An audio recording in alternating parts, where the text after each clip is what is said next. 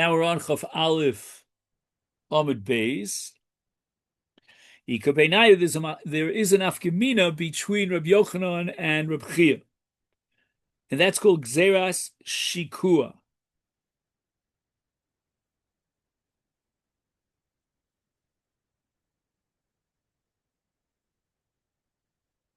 Okay, we'll try to get an idea of what Gzeras Shikua is. So we said that Rabbi Yochanan insists that the kiyar be immersed in the bar so that it could be used for Kiddush Yadayim Raglayim of the Avodas Yom. Does that mean that according to our understanding of Rabbi Yochanan, the water in the kiyar becomes puzzle immediately as a result of the fact that it was not submerged during the night? And in that sense, Rabbi Yochanan is just repeating what we heard from Rabbi Chia Bar Yosef. So now the Gemara makes it an about face. And we're going to now put Rabbi Yochanan on the turf of Rav Chizda, that the Mei Kiyar does not become possible for Kiddush Yadayim Raglayim, even for daytime avoda, until daybreak. So why then does Rabbi Yochanan forbid taking the Mei Kiyar out of the bar? Gemara says that's called a gzeira, otherwise known as harchaka, a preventative measure. Now, we're going to keep the Mei Kiyar down under during the course of the night, even though we don't really technically require that it be immersed during the night. We could wait until daybreak, but we're afraid if we don't keep it immersed during the night, then perhaps the Kohen would neglect to submerge the kiyar into the bar before daybreak. And then the mind becomes possible to prepare the avodas hayom through Kiddush Yadayim Raglayim. So basically, Rabbi Yochanan and Rabbi Chia Bar Yosef agree that you can't pick up the kiyar during the nighttime, but Rabbi Chia holds that that's because it becomes possible if you remove the kiyar from the bar. Rabbi Yochanan, on the other hand, said no, it doesn't become possible, but rather there's a gzeras chachamim that requires you to keep the Mei Kiyar submerged in the bar.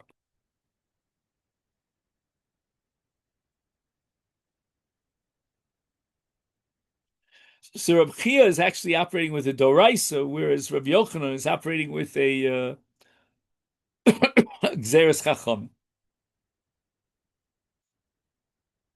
So the Gemara objects. Ve'amar Rabbi Yochanan, Kidesh Yodav l'Trumas Hadeshen. Now, Trumas Hadeshen is an avodas Laila.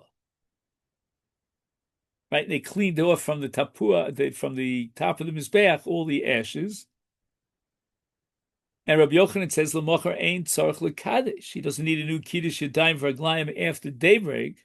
Shvar Kiddush mitchilas avoda.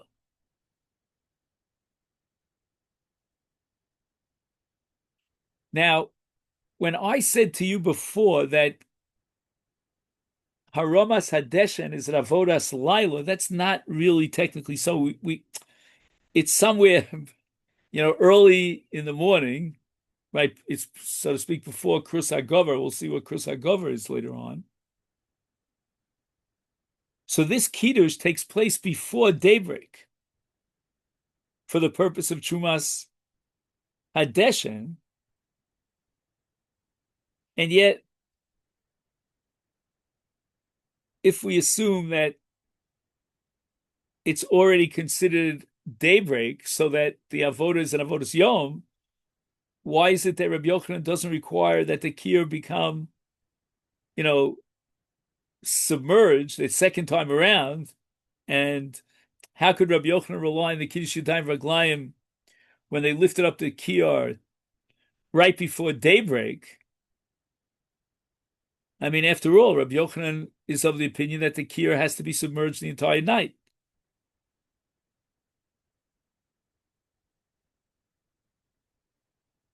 So Bishlem Rava Demukim Lahu Kirabi Lozav Reb Shimon.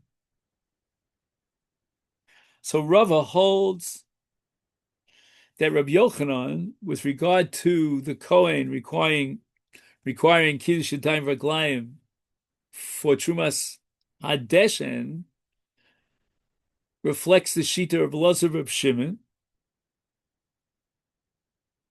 And that's a sugya that we had on Daf Chaf, that Rava says to Rabbi Yochanan, who requires that the Kohen do a Kiddush Yadayim Raglayim for Trumas Hadeshen,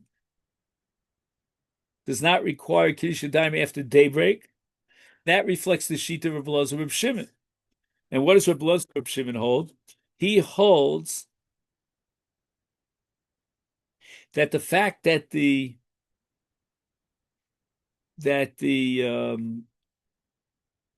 Kiddush Yadayim Raglayim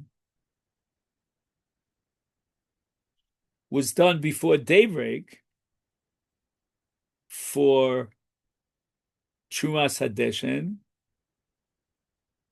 that does not undermine the Kiddush Yadayim Raglayim. Whereas Rebbe holds that the Kiddush Yadayim Raglayim that was before daybreak cannot validate the avoda once there's daybreak. So you have that period of time between what's called Krus HaGever and daybreak until, let's say, the sun starts rising. And according to Rabbi Lazar, you don't need another Kiddush Yadayim Raglayim after daybreak. Whereas Rebbe says, no, that Kiddush Yadayim Raglayim for the Trumas Hadeshen was before daybreak. Now he needs a new replacement Kiddush Yadayim Raglayim with daybreak. So then we could now say that when Rabbi Yochanan rules that the Meikir have to be submerged during the course of the night, that reflects the sheet of Rebbe. And since it reflects the sheet of Rebbe, and Rebbe says that with daybreak, the Kiddush Yadayim Raglayim is invalid, so the Meikir would be invalidated, and therefore we need to make sure that the Meikir is submerged during the entire of the night. Otherwise, it'll be invalidated with daybreak.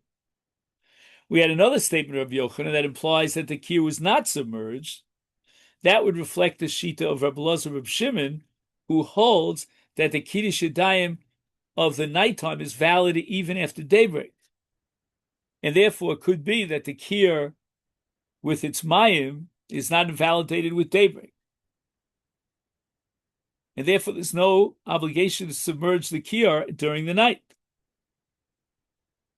Ela Abai Demuki Law Kerebi, Abai holds Rabbi Yochanan, who requires Kiddush Yadayim Raglayim for Trumas Hadeshen, reflects the sheet of Rebbe. And again, we're going back to Daf Chaf. We probably should have started with Daf Chaf today, but anyway. So Abai holds that Rebbe, when he disqualifies the Kiddush Yadayim Raglayim with daybreak, he agrees that if the Kiddush Yadayim Raglayim was implemented right before daybreak for the purpose of what? Of Trumas Hadeshen, then according to Abaye, Rebbe would agree that it's not invalidated with daybreak. And even though the Kiddush Yadayim Raglayim was performed before daybreak, if it was long before daybreak, then it's nullified with daybreak, but if it was shortly before daybreak, it's not. And this was Abaye's shita on Daf Chaf, that it depends on whether it's Hesech Hadas and how long of a period of time passed since his Kiddush Yadayim Reglaim for Trumas Hadesh or for Avodas Hayom. Is then Kasha de Rebbe ad Rebbe.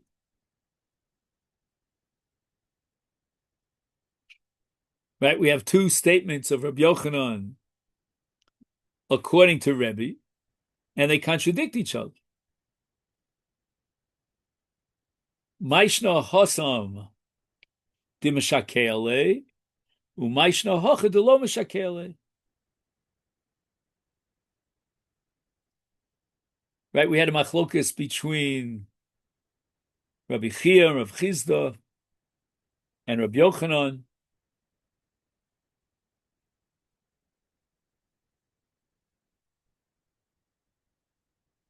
And Rabbi Yochanan said that the kiyar, according to Rebbe, because that's how Abai understands Rabbi Yochanan, would have to be submerged throughout the night. Umaishna hacha, with regard to Trumas Hadeshen, Rabbi Yochanan, in accordance with Rebbe, that's $1-2 for you to take the back holds that and the siphon. the Kohen doesn't need Maybe you have to pay for the siphon. And the other one to submerge the kiyar. Saints.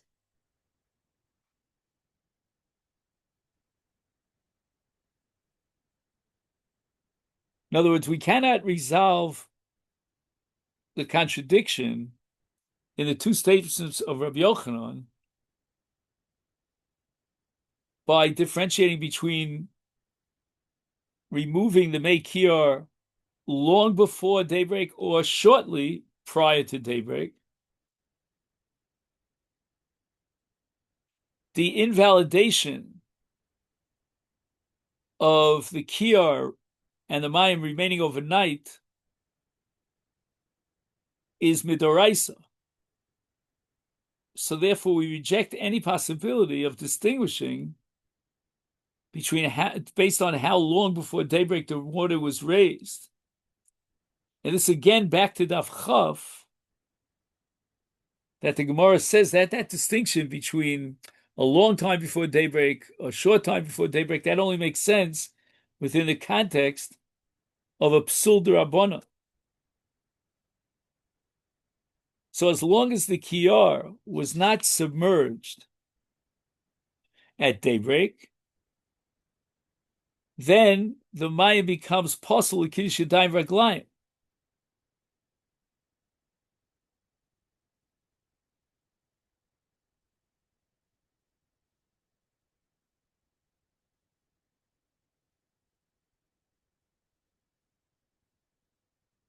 So the Gemara answers the misalik leva hoder mashkiale mashakale. What Rabbi Yochanan meant was that you raise the mei kiyar from the bar for the purpose of kiddush yadayim v'raglayim for trumas hadeshen, and then immediately after the Kohen is makadosh yadav v'raglaygo, we resubmerge the mei kiyar in the bar.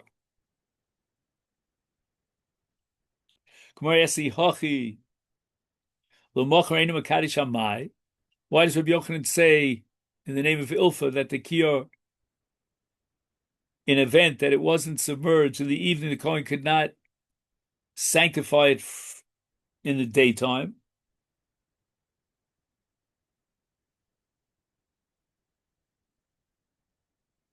So I'll read to you what he says here. He says the Gemara is now assuming that the mayim of the kiyar became possible when it wasn't submerged before the evening, and it didn't remain submerged during the night. The Gemara therefore asks that ruling does not accord with Rabbi Yochanan's ruling here concerning the suitability of the kiyar's water, because here Rabbi Yochanan rules that the kiyar must be submerged by night only because if it is raised, we're afraid that it might not be lowered again before daybreak. However, if the kiyur was raised by night and was lowered again before daybreak, the mayim would remain royal l'kiddush.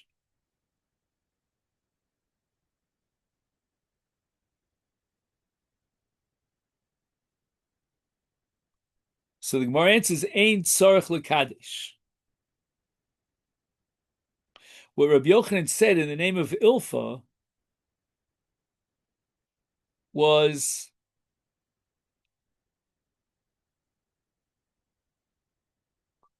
that if the kiyur wasn't submerged during the course of the evening, a Kohen could do Kiddush Yadayim Raglayim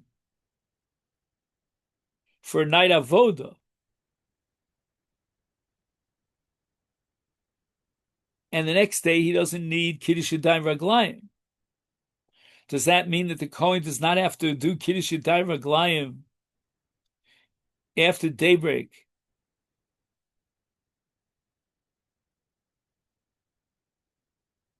Meaning he can't use this mayim for the purpose of Kiddush Yadayim Raglayim after daybreak, because the mayim has become possible because it remained overnight, and that's a psul of lina.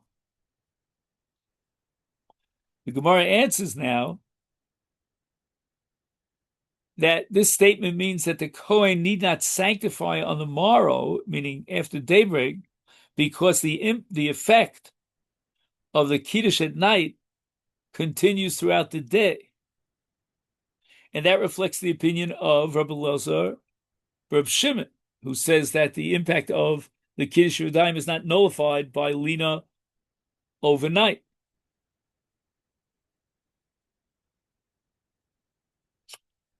So the bottom line of this whole sugya is that according to Rabbi Yochanan, the only reason the kiyar may not be raised from the bar is because otherwise the mayim will become possible at daybreak. So now are you telling me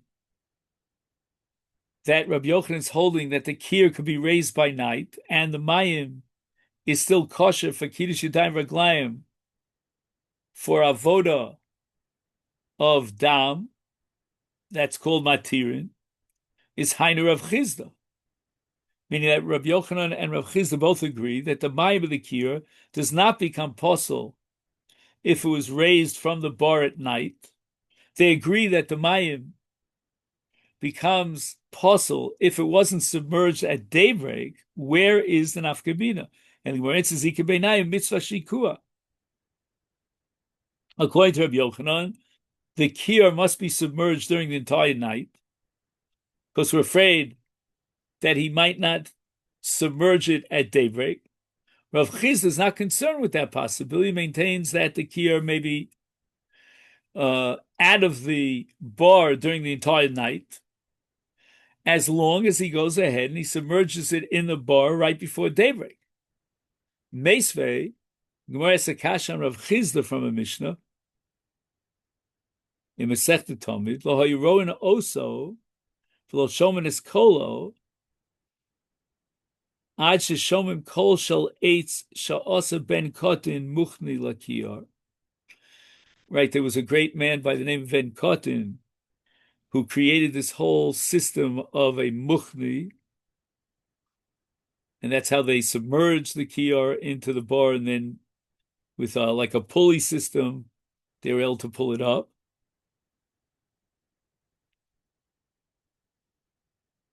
So what does it mean, lo hayroin oso, v'lo shomen es kolo? The Mishnah states that the Kohen who was chosen to perform the Trumas Hadeshin would proceed alone in the pre-dawn darkness into the Azara, while his fellow Kohanim remained in a place called the Beis HaMoked, one of the chambers in the northwest section of the Azara. And the Kohen chosen to perform the Trumas Hadeshin carried no source of illumination with him, relied instead on the light given off by the fire on the Mizbeach. Until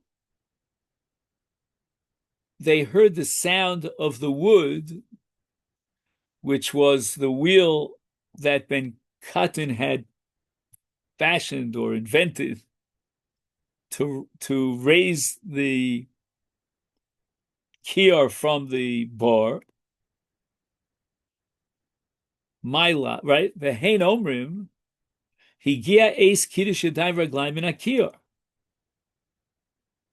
Right, when they heard the sounds of the wood that was rolling up the kior from the submerged bar,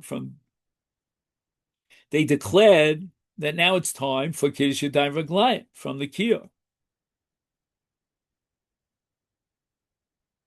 Because the Kohen who did the Trumas Hadeshen, after he took the ashes and came down from the Mizbeach,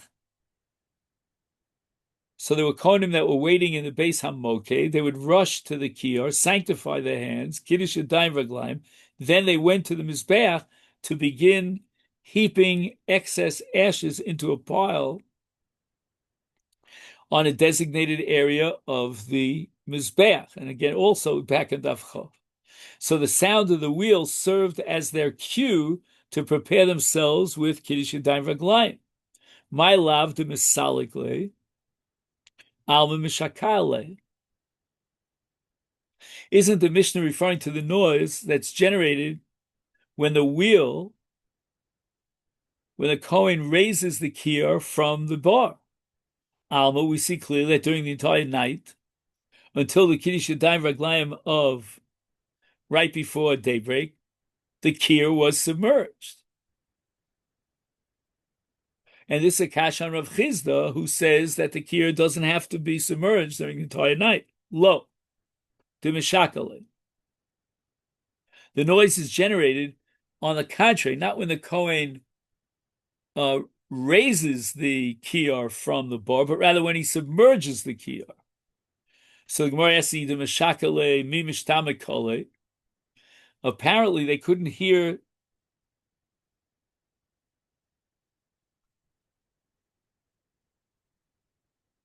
Okay, there's something called a winch. The raising of the kior necessitated a winch, but the lowering of the kior would be accomplished manually by simply lowering it by rope into the bar. So the Mishnah, who speaks of the noise generated by the winch, must be referring to raising it and not lowering the kior. And the Gemara answers that although the kior could have been lowered manually, it was purposely lowered mechanically in order to generate noise. Mishakel lebegilgola. Lishnachrina, another lashon, the mishaka bichumrata. Now, what's a chumrate? That's a wheel. All right, it's the same idea. So the Kohen would hear it, and they would come. So there was no intrinsic need to employ the winch for lowering the kior into the cistern. Nevertheless, the winch was used for the purpose of making a loud noise and awakening the sleeping Kohanim of Yerushalayim. In fact, the noise was so loud that the Mishnah records it could be heard as far as Yericho, 10 parsos away. The Kohen would then come to the Mikdash, participate in the Hagrola, in the Gorel, to determine which would perform the Avodah. So the Gemara asks, for Ha-Havi Cruz, why did they need the noise of the wheel to awaken the Kohanim when there was Gvini Karos? Gvini was a person who cried out, made a lot of noise, and he summoned the Kohanim to do the Avodah. And he would yell out, arise, Kohanim, to your Avodah. Leviim, to your platform. Yisraelim, to Mamodim.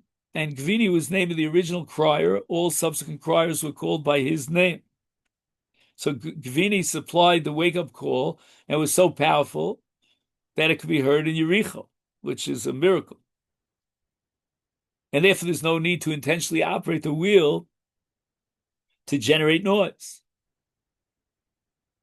And the Gemara answers, Bei Trey Hekeri Havi Ovd. They wanted to make two signals. Shama Mihayosi, Shama Mihayosi.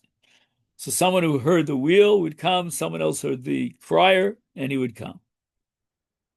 So that leads us up to Gufa here on the bottom of Chaf Alpha Beis, which in Mitzvah Hashem we'll pick up tomorrow. Have a great day.